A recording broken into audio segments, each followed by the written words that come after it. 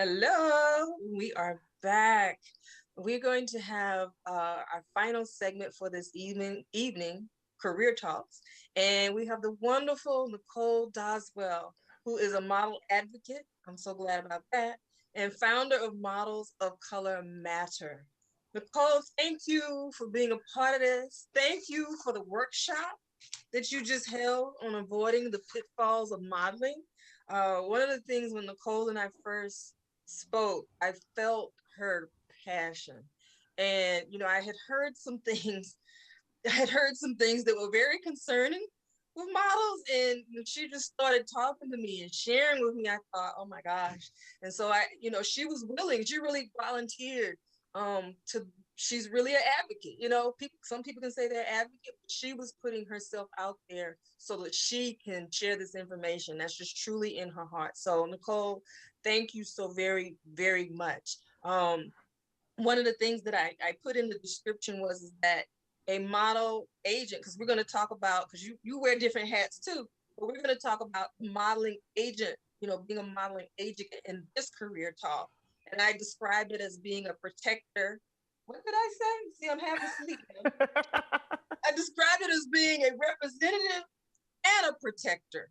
And that's really how I see it, definitely after conversating with you. So we're going to talk about that role of a model agent and just piggybacking off of that, representative, protector.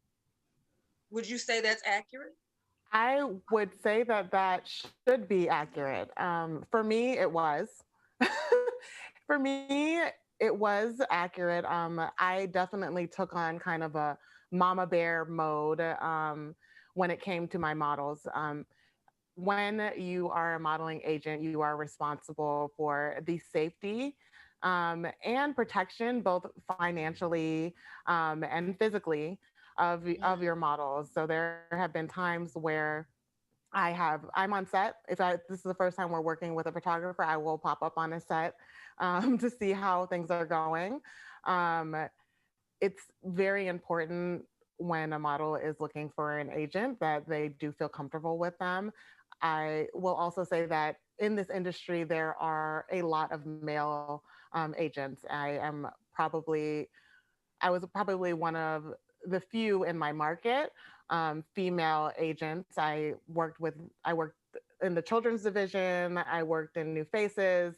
I represented males, and you see how people handle all varieties of models, and you you feel an ownership of these individuals that you're putting in positions of essentially where they could be taken advantage of. And so for me, I definitely did take on a role of a protector. And part of the reason I wanted to talk about this with you is because I hope that there are future agents that also will take on that role of a protector. Absolutely. Thank you for doing that because it's important. I mean, like I mentioned to you, I heard, I had someone talk about how a photographer reached out to them on Instagram and talked about taking photos, and the person met the person and they went out for the photos, and it was two people, and this wasn't even a professional photographer. Yes. So I think we've hit on the job description, but let's go a little bit deeper about um, the job description of a modeling agent. Oh, Outside, in addition to being that representative and that protector, because you hit on some things. You talked about like the financial piece. So what are things as a modeling agent that you're doing? Are you negotiating that contract for someone? Are you making sure that the documentation within the contract is right? What is a modeling agent? What is that role? What is that weight that a modeling agent holds? so as a modeling agent, you kind of wear a lot of hats. Um, so, for instance, when I was a New Faces director, that's the person that goes on and finds the next model. So, when they have what's called open casting calls, this is when prospective models will attend your agency and you decide to sign them or not sign them. You meet with them one on one. And so that would let's say that my open calls are on Wednesday. On Wednesday, I'm sitting there, I'm meeting with sometimes 100 models. um, and you go through the process of taking their photos, taking their measurements. If you like them, you're not doing that with everyone. Some people, you're not a fit. Thank you very much. Um, and on then after that, let's say, okay, I like this model. I'm just going to take you through the process from a model meeting with me and what I need to do with that model. So after I meet with you at an open call or I scouted you somewhere, we then would extend a contract to you. So you come into the office, we will review the contract. Sorry to break it to you guys, I am not a lawyer, but it is still my job to go over the legal terms with the models. So we'll go over the contract. I sign the contract. They sign the contract, whether it be a 1 year contract, a 2 year contract, an exclusive or non exclusive contract, a mother agency contract. All depends on the type of model that you're signing. Um, and then after that, so let's say we get this new face, she has no pictures. What do we do next? So now it's our job to find a photographer to take photos of this model. I think that this model we just signed, she's a fashion model. We need to get her booked together. I'm going to connect her with one of our top fashion photographers that will essentially give her the materials needed in order for her to be positioned as a fashion model. Um, After that, if you have a model, then let's say we sign them to a mother agency contract, I might be negotiating with a modeling agency in Japan. Um, and to place them in the Asian market to work there.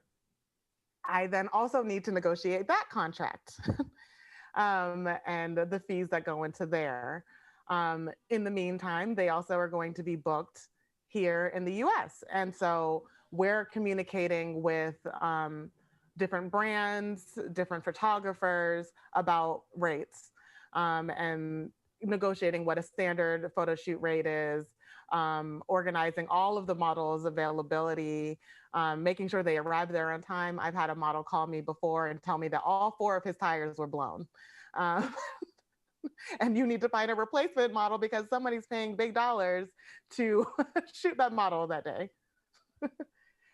So that Wow. it there's a lot that goes into it, and then there's also going to be times when you're actively looking for new connections.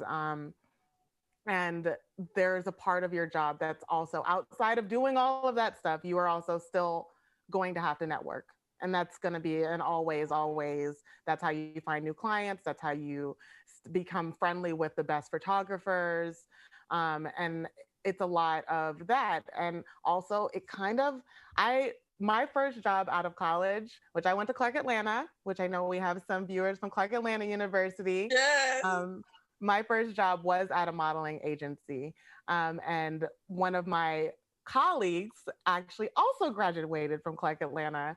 And so we became very good friends, and he taught me the ropes. So making that friend inside of the organization is so helpful. Also, just in protecting you as an individual in any workplace, it's kind of helpful to have that support system internally.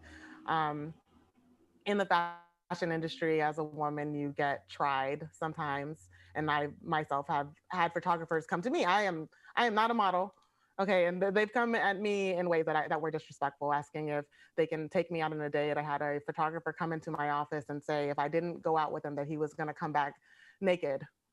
And I told him, well, you can embarrass yourself if you want to, but I'm not going out with you. Good And comeback. I'm not the one. So I think that when you work in the fashion industry, period, Wow. especially as a woman, you have to hold your ground and your morals as to what you will put up with. And I put my foot down, and I put my foot down for myself and also for models. That is incredible. So, and I'm hearing you talk about some of the skills. You're talking about that negotiating. You're talking about that law. You got to have some sense of the law, that coordination, that organization, um, that eye for photography. What are some of what are other skills that a person who wants to be a modeling agent needs to possess? Yeah. So you want to be obviously personable. You're going to be communicating with a lot of people on a corporate level, but also on a personal level. The models that you represent, some of them you're going to be dealing with their parents. I was a, you know, I ran our children's division at the first agency that I worked at. And some of it was negotiating with the kids. I told them, okay, well, we're going to take this photo and then I'm going to show you how to draw SpongeBob. And Oh, wow.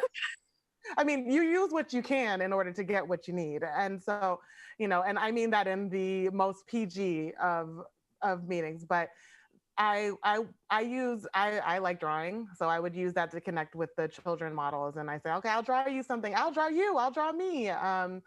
and you have to be personable. You have to know how to almost negotiate with everyone that you're interacting with. I had to negotiate with the clients, but also with the models. You're going to come across models of all different kinds of backgrounds. I've worked with modest models who came in and said, I'm not going to do swimwear. And and that can come as a challenge. And some people will say, like, okay, well then I can't work with you. But then you have models that become like an Aman that was the first hijab model to walk the runway. And so you can take that risk if you really truly believe that the model and that industry will allow for it. So the personable part, but also the organized part. So there's tons of calendars that need to be in place, and you are responsible for making sure that that model that you booked on that job arrives. That you have the contact information for the photographer or the director on that shoot. It's there is a lot of making yourself available outside of your 9 to 5 hours. So being flexible. Um, I'm glad I did it when I was younger, because it's a lot of and I honestly say that that's what you should do with most jobs is you put in that legwork at the beginning, but the I utilize the find a way or make one motto of Clark Atlanta University all the time, in the workplace, especially when you're working with smaller boutique agencies, which was the first agency that I worked with was a smaller agency, and I created our our database that was holding all of the models' information. I made a temporary comp card for models that were just signed so that we could get things going quicker. And I think utilize being like a little bit using your creative side in order to make things easier for you because you're going to be juggling a lot. And so if you're a good writer and you want to write some cliff notes for the contract so that people can understand it in layman's terms, those I Mhm. find to be helpful. But just really being organized, being personable, and putting yourself out there, because you also end up being kind of a brand and people come to you and trust you to provide them with the best models, to provide them with good service. There's a part of your job that's sales. Yeah. And honestly, my interview, I never had worked at a modeling agency before. I had an internship previously with a advertising agency, and I said, I want to work in a place that I'm advertising people and not brands. And they bought it, and that's how I got the job. But it's really like finding a way to position yourself, is really the kind of the key of getting any job, is finding how do you market yourself to be the proper candidate. Yeah. How and your suggestions for developing those skills? What are some of the activities that you believe people should get involved in, whether it's an organization, whether it's do-it-yourself videos or podcasts or books that they would use to develop these skills? Yeah, I would say for developing the skills, there's some things that you're not going to learn until you're on the job. I would say take the internships, do the grunt work. And the most valuable thing you will get in an internship is not the assignments that you get, but eavesdrop on conversations around you. Um, it's there you learn so much just by consuming the things that are happening in an office around you. Um, there's nothing particularly that you can do, but other than just get jumping in there. I'm a huge advocate for asking for informational interviews. People love to talk about themselves. If someone is working at an agency that you would dream to work at, um, connect with them on LinkedIn. Ask if, hey, do you have 10 minutes to talk about yourself. That's People good. love to talk about themselves. So if you That's can get an good. informational interview, I would say that I I am in the job that I'm in now, not from an informational interview, but from a job that I got from an informational interview. And you could end up talking to someone that you never dreamed you would be able to talk to. Cast the net wide, reach out to people that are in your network's network, and you'll find people that will be willing to talk to you. You might get some no's, you might get ignored by some. Don't harass people, but I mean, some And people leave speaking them on alone. that, talk about that. That's a perfect segue. What are some of the, because I think definitely that's a tweetable about an informational interview, getting someone to talk about themselves. I'm going to use that. That's a tweetable. But what are some things that they should not do to, get an opportunity? I hear lots of things. That's why I'm asking the question. Because you No, no know problem. better, you do better. Some that's true. Um, Things not to do. So obviously you can connect with people on LinkedIn, and I think that that's a great resource. Something to do, which I actually connected with one of my friends that works at LinkedIn, and she recommended when you reach out to someone that you don't know, always put something in that notes section. When you're looking to connect with a new connection, and you're telling them why I want to connect with you. I'm currently a student studying fashion. I'm looking to get into the modeling industry. I'd love to pick your brain. I see that you're also a graduate of my university, but you throw that bait out there and see if it hits. I don't really like people that harass me, because maybe you think it's a good fit. It might not be a good fit for me. I might not want to talk to you. I don't have time, and now you're harassing me and clogging up my inbox. Don't do that. I say drop a few lines in different places. Don't drop all your lines in one place. Um, Another thing I like to recommend people do is to look up the job description that you think you want to have, and then look at jobs that are adjacent to that job. You're not going to start off as an executive, so look and see that maybe not a mail room, but maybe look and see what those entry level jobs are.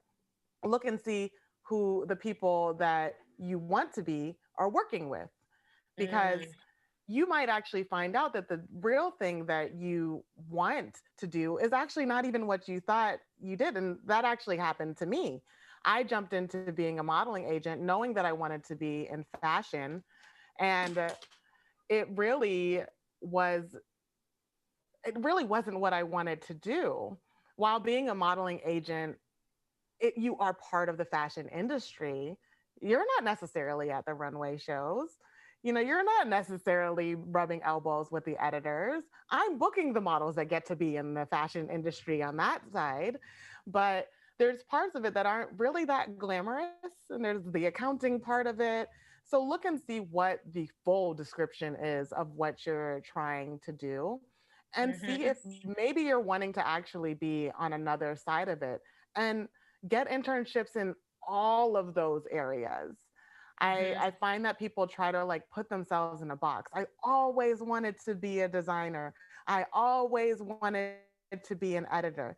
And there's so many jobs in the fashion industry. And you'll be so surprised to find out what you could do that is adjacent to this industry. You could be doing something you never even thought you could do. Do your research. yes, Go on Indeed, read those those job descriptions, and maybe you'll find you actually want to do something completely different. mhm. I ask everybody this question, and I preface it because people want to know. I'm not asking, well, you're not a modeling agent anymore, so it doesn't matter.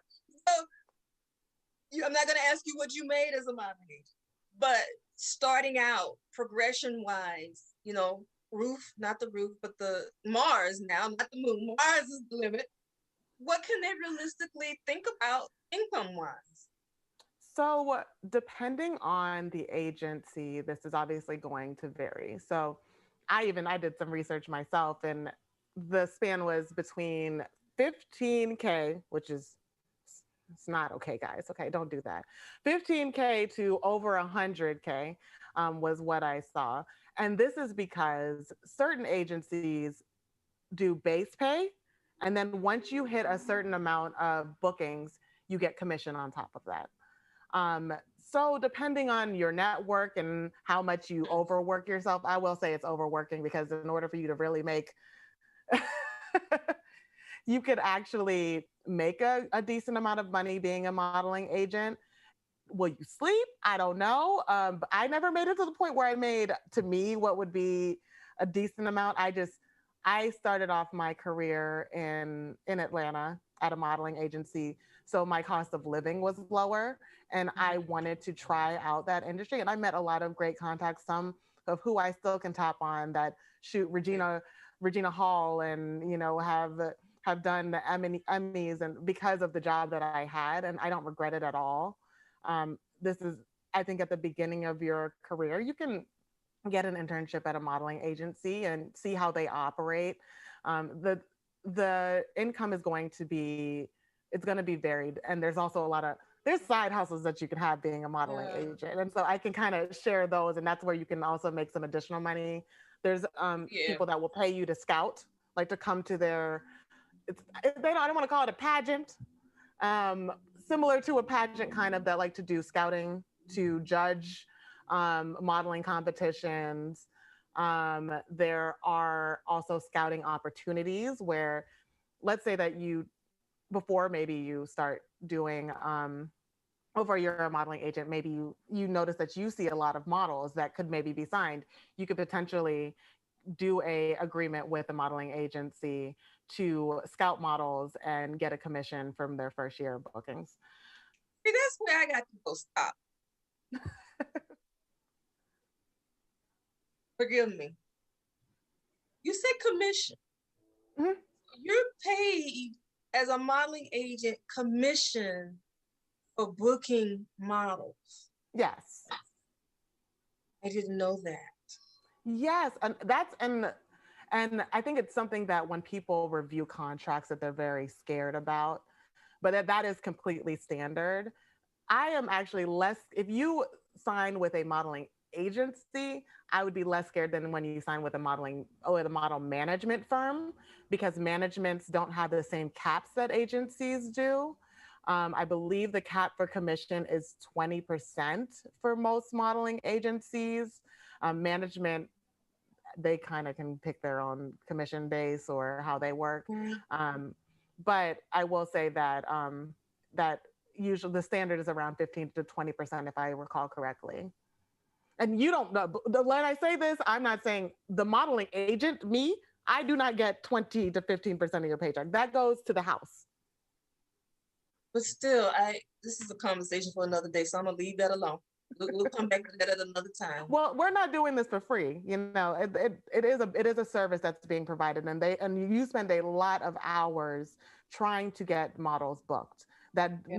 That doesn't necessarily lead to a booking every single time. You're Yeah. getting access to our database of contacts. You're getting made. This is having an agent is supposed to make sure that you're getting paid, because also if you do things independently, you might go on a job and not see a paycheck for a year from that job that you did a year ago.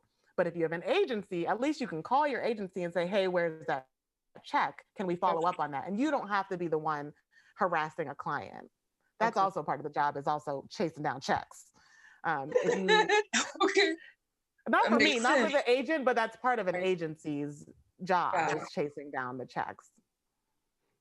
All right. Um, okay. As a modeling agent, and I think you might have already touched on this. Well, no, the expectations you had as an agent going in, how did they differ from what you actually got? Oh, okay. So, you think of fashion as a very like luxurious industry, and I mean, I thought I was probably going to make more than I did. It's hard when you're starting off as a modeling agent to hit that benchmark of bookings that you start to make commission over, because it essentially resets monthly. And it's to me, I had a hard time being a modeling agent because of the way that people would try models.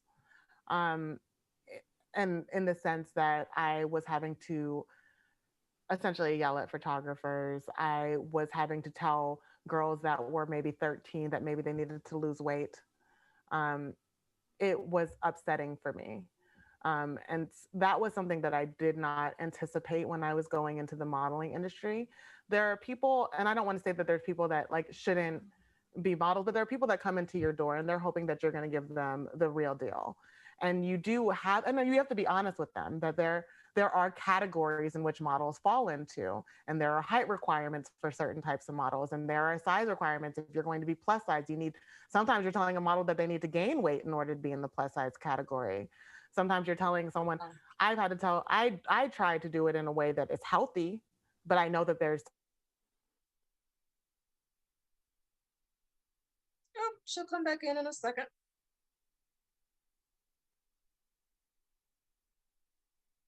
Well, while we're waiting on Nicole to be reconnected, just want to remind you after this segment, if you haven't already, scroll down the page and check out the marketplace for vendors. Please check out the marketplace. You can send them a message. You can definitely support them. These are Black owned businesses. Tomorrow, well, tonight, before I go to tomorrow, tonight we will have meet and greet and air meet. I'm hearing that people are loving the platform. So I'm excited about that. You just click on that meet and greet link, you'll go over and you will be able to meet with other people and actually video chat one-on-one with them.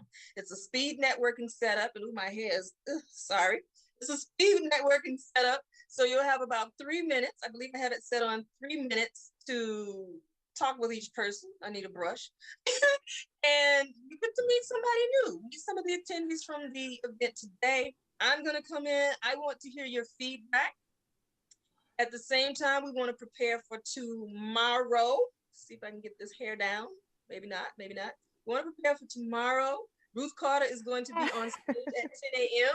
And I told you Nicole would be back. There she is. I'm back. Yeah, I knew Technical back. difficulties. Look, this is the virtual world we live in. We gotta expect it. So, but you're back. So, where were we? We were talking. Yeah, we were just talking about, I guess, the kind of some of the things I didn't expect when I signed on to be a Yeah. modeling agent. I actually didn't think that I was going to need to be a protector like I was. And it was taxing on me as a woman, speaking to other women. Um, Also, and it's not just, and let's be clear, this is not just the treatment of women that was at question. I've had a male model reach out to me, and then they were trying to get themselves placed in New York when I was based in Atlanta, and the agent essentially told him, if you don't do this sexual favor for me, I'm not going to. I'm gonna if you don't, I'm gonna terminate your contract. Um, and hearing things like that and knowing that there were people like that in the industry that I called home really made me upset that there was no safe place for them to feel like they could land. And there's only so much I can do in protecting individuals, especially individuals that are adults and are making their own decisions on how they communicate with others. Um, it became hard for me, especially when I was working with younger talent that was transitioning from that child model to adult model Mm-hmm. arena. I didn't feel comfortable necessarily telling models how their body was supposed to be. Yeah. And having these hard conversations about how people may or may not treat you when you arrive on set like you're less than. And I was not okay with that. It's part of the reason why I started Models of Color Matter, to be able to be outside enough that I could help. Right. So definitely, that communication is one of the skills. Communicating that challenging information diplomatically. Because you don't want to throw. It becomes hard because there's photographer. I had a situation where one of the photographers that I had to reprimand was a friend of my boss. And I told my boss, I'm like, I'm not sending anyone to this photographer. I won't do it. I'm not going to do that. And we'll just have to find another photographer. And I think that both being a model and being a modeling agent, you have to have your own moral compass that can guide you through both protecting yourself and others. As I said before, it's there will be things, there will be dollar bills that are going to test you, and you're going to be like, huh, this guy wants to hire models to do his part, to go to his party, and he's willing to pay whatever you ask him to do. And you think like, okay, that's wrong, don't do that. And some people will say, well, it's kind of slow right now, we don't have any bookings coming in. And people will contact modeling agencies to send models on yachts, or so it's, you do have to use your own judgment, and also know when to say no, and know when to walk away from something that doesn't feed your soul. Yeah. So, if anybody has any questions for Nicole, place them in the chat. I want to ask, if someone were considering being a modeling agent Mhm. or opening a modeling agency, what are some things that they need to think about? Why should they consider doing I would say, on you know we're talking, I would love for there to be more Black owned agencies. that? Nice. um I think that also utilize the fact that people are okay with us speaking up about what's right and wrong in this industry right now. Utilize that. Like, be okay with calling out the people that are doing things that are wrong. Mhm. Um, Also, call out the people that aren't paying enough, okay? Because some people are not paying enough, and you'll be surprised at the big entities that aren't. Um, so, like, knowing when you go into these industries, don't just chase the dollar bills, even though it's very easy, especially when you're starting off as a new agency. There's going to be these smaller jobs that come in, but once you take that smaller dollar amount, it's harder to inch up clients once they Mhm. know I can get this model for X amount of dollars. Um, I think if you're entering into being a modeling agent at an existing agency, which is obviously like the easier of the two, there's a lot of expenses with starting a new company and also being seen as reputable. Yeah. Because there are so many agencies that have been around for years and years and decades. Yeah. Um, that you still need to take your moral compass with you when you enter in. But Absolutely. also use those tools that you're learning in school about like negotiating, because you're going to need that often. And you ask questions, speak with them about what kind of rules and regulations they already have in place that maybe you can utilize to either get new clients, to protect your models. Um, what do you do in this point? Also, try not to step on other people's toes, because there are some people that don't want you to be there. Sure. Make friends, not enemies. You don't want to go in there and you're stealing up everyone's clients, and they're like, "Wait a minute." I mean, good for you if you're stealing everyone's clients, but also people will throw you under the rug, and people are about their money. And like I said, because there are a lot of agencies that work on a commission based structure, you are going to probably go into that space where there is a little bit of competition there, because there's only so many jobs, especially in certain markets. So, like for instance, Atlanta, which is, even though it's growing, and there's a huge opportunity there, especially because they have so many movies shooting there. And I booked models on TV shows and movies. So the network is key. The network is key. While you have the energy to be out at the mixers and go to the networking event, do the speed networking events, do things like this, go to class. Also, because that person that's sitting next to you might be your colleague, they might be your contact, you might be able to book a model from them. I know that like one of my colleagues, we hired him to go with us to Paris Fashion Week, and he was a classmate of mine. So those connections that you make in school also can end up being potential clients for you in the future, and those are connections that your in-house competition is not going. They're not going to have. So that next casting director, that next photographer, the next designer that's looking for a model might be your classmate. Nice. As a model advocate, and I'm so glad that you are, what are some of the things that you are focusing on I mean, obviously, I saw some questions come through. I'll ask this question and I'll take the question. Obviously, you want to make an impact. You are the one who's that Mhm. representative and that protector. So what are some of the things that you're focused on doing to help educate models? Definitely today is one example, but I know that there are Mhm. other things that you're doing. And what are some of the things that you want people to think about if they want to be a modeling agent?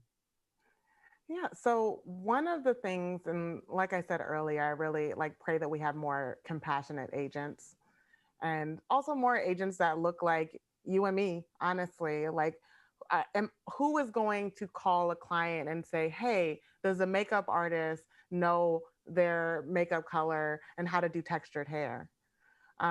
And that's something that, as a model advocate, I have been working towards. We are actually we have a petition that's going now to get textured hair, to make it a requirement for textured hair to be taught in beauty schools in New York. Hopefully, this will lead to better hair practices backstage at shows and on sets. But it's also, I think that really being a model advocate in any place can, it honestly goes into just being a good person, and when you see injustice, calling it out, Mm, is really the main thing. But one of the things we've been focusing on is the beauty aspect, because in our community, that's where a lot of the mistreatment is taking place. We're arriving on set, the we're having a lot of conversations about diversity and inclusion, and these models are showing up to sets and they're not being given the utensils to succeed at that table. right, right. So now you look a hot mess and you've got an opportunity that you And can't it even use affects in your your book. self-esteem, It you does. know? Yeah. And they're Too. representative of us. Like, when I'm looking in a magazine, I'm like, I feel good. That girl looks like me. That girl in the commercial, that girl in the Yes. commercial looks like me. That girl in the commercial looks like my friend. That girl in the commercial looks like my aunt. Like, it, Yes. it's it's so much bigger than you. And so, like, each one reaching back and pulling up someone else into that space, Yes. the more people, and what you're doing is so amazing that it's that this is what it's about. It's about each one teach one, bringing people into this space, because the more of us that are here to protect each other, to make sure that we get what we deserve, the better we all can be, the more we can succeed. If I have more black, publicists and black editors and black casting directors, they know my plight. If I'm a model going into that place, if I'm an agent looking to, and your Shea Moisters reaching out to me, I know Yeah. what 4C hair texture looks like and how to accommodate that client. Yeah. Not everyone does. Use your Um, strengths. question for you. What is the exact difference between model agent and model manager, not the management company? Yes. So, to me, this is the way I usually look at it. I suggest that people usually, so if you're a new model, you sign with an agency. If you get to the point where you're Chanel Iman, you have both a modeling agent and a manager. So your manager is not going to just book you on commercials and shoots. Your manager is going to also assist you with your brand. They're going to assist you with the bigger picture items. So if I want you to make an appearance somewhere, the managers, to me, I think, take over your entire brand. Your agency is going to essentially help to get you to the point where you would need a manager. Like I said, those are two different fees. Also, remind you, if you have a modeling agent and a modeling manager, those are two different fees that you are paying both of separately. Um, and so that's more money coming out of your pocket. So until you go ahead. No, no, no. Go. Keep going. Keep going. Oh, I was Another saying, conversation. until you get to the point where you're making those big dollars and you're seeing, 5 to 6 figures, I don't think you need both. Um, Sometimes and I think that some people misbrand themselves also. There are some management companies that essentially work like an agency. And there's modeling agencies that also have a management component. So it gets a little blurry. To me, I usually look at it like that there's levels to this. Like, you start off, like, maybe you're Yeah. independent, you don't have an agent, then you get an agent, then you get bigger, then you get a manager. So that someone doesn't, when by the time you have a manager, me as your agent, I'm probably not even talking to you. I'm probably talking to your managers, because they can give me your full schedule. Right. Okay. I read an article recently written by another model, suggesting that models create avatars of themselves. Are you preparing at all, or is there any concern about digital models? So I'm going to be honest. I actually called out a digital agency thinking that they were taking work away from Black models. So, Ah, but I got informed.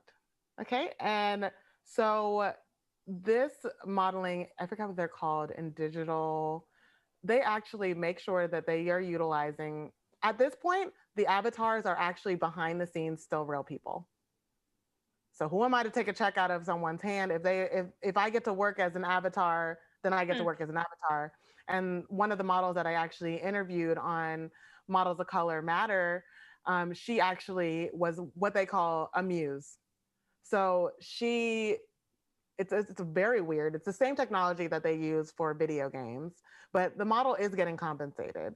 So there is negotiation probably between the modeling agency and the avatar company. This company considers themselves a digital agency and they represent avatars, which is very interesting. strange, but we're in a whole new world. And Yeah, am I afraid of it? No, because to me they still look very digital. Um, yeah, it's it's fun and it's a unique way. And we saw brands like Hanifa do an entire, you know, yeah. digital 3D runway, and how beautiful and interesting that is to have that option.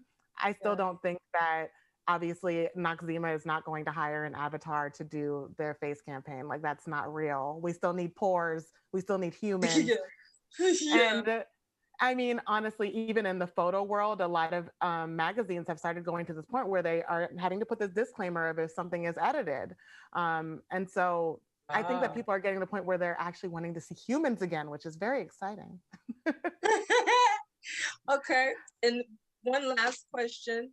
Do you see the prejudice that some clients have against Black models in representation of body size, hair texture, and such? How do you handle that? Yes, yes, yes, yes. I so like I said, right now I'm a publicist and I do fashion show production and casting. And I've actually had a client who was oddly enough Asian and asked me, um, I want very, very, very, very pale models. And so me being funny and not thinking that that was funny, I said, "Oh, you want albinos? You want all albino models?" Because I want you to say it and I want you to be clear. If you're Mm-hmm. going to say something like that, that to me is obviously it's discriminative. He didn't even mean that he wanted pale Asian models. He wanted white models. And I told them no, we don't do castings like that. And I will say no to money if it honestly, because I think it's important for clients to know, one, that's not a good look for your brand. Like from a money standpoint, Black people spend money. You're going to really exclude an entire population of people, and some of them are willing to exclude that population, and that's the racism that exists inside of them, and I can't help that, but I can make sure that I put my foot down and let them know, well, if people can be asked to sign a 15% pledge to put 15% Black brands on the shelf, I Mm-hmm. think that it's fair for me, if I'm casting a show, to be like, I think that we need more Black models. This should be representative of the population of what you're showing in. And that's how I have a conversation about it. And actually, we've gotten to the point where we actually have a mission statement that states that we're committed to diversity. So when you walk in the door, you know who you're talking to.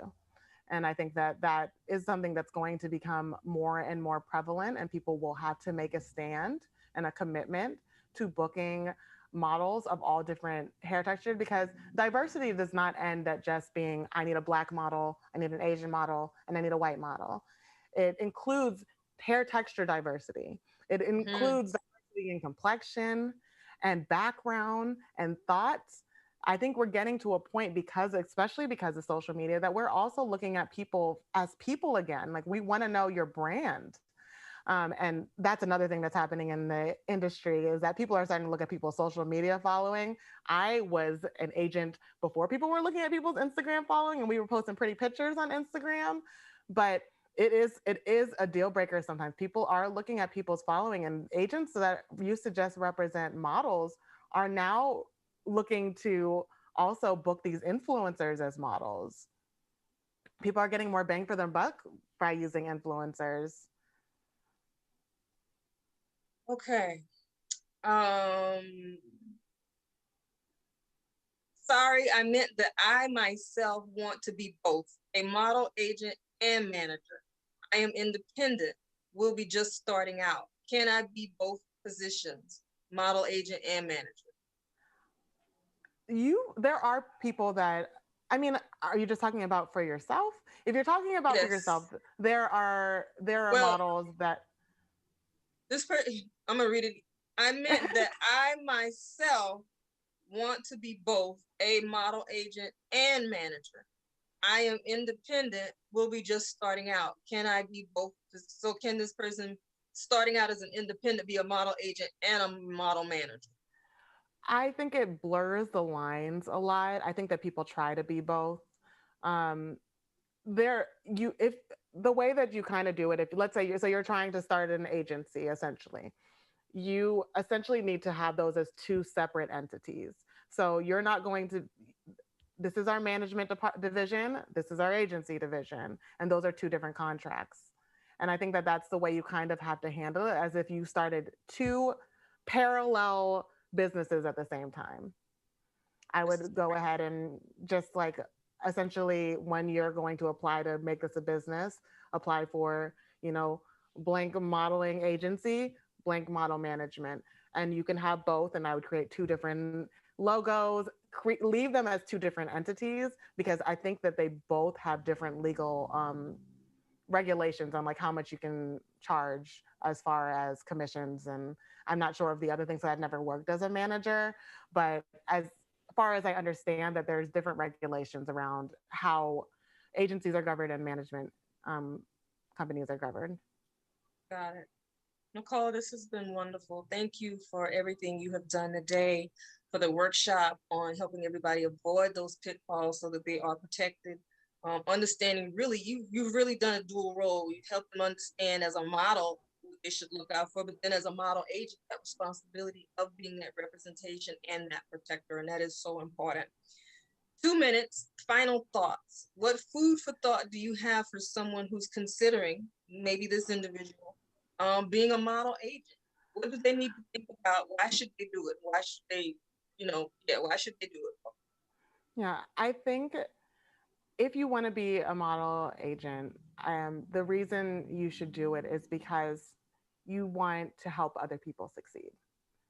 And this is not to say that you can't too be successful in your own right, but be the person that holds yourself up with integrity and know that your success literally is the success of those that you represent. I know I still to this day, sometimes I'm watching TV and I'm like, oh my gosh, I used to represent that girl. And it's a weird sensation to see their success and also see their joy when they make it to that next level, because that's on you. You are Yeah, completely responsible for someone else's career. And that's a lot of pressure, because some people will come at you mad when you don't catapult their career. But when you find those people that you're able to take their career to the next level, or you see them grow, I think that that's what you do it for, because you're helping build the dreams of so many other people.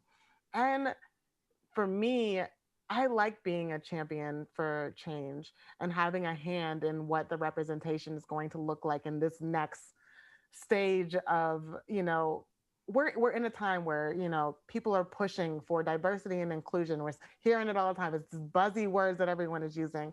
And you get to come in at a point where you could be doing you could be managing the open calls. You could be saying yes to more Black girls, yes to more Black boys, and pushing that agenda and say, like, have you thought about casting a Black model for that role? Because yes, there's going to be times when they're looking for a specific look, but you then have some power in that. And I think I wish that when I first started, I used a little bit more of that power. I actually had more power than I think I even knew. mm. Thank you so much for your transparency. This has been incredible.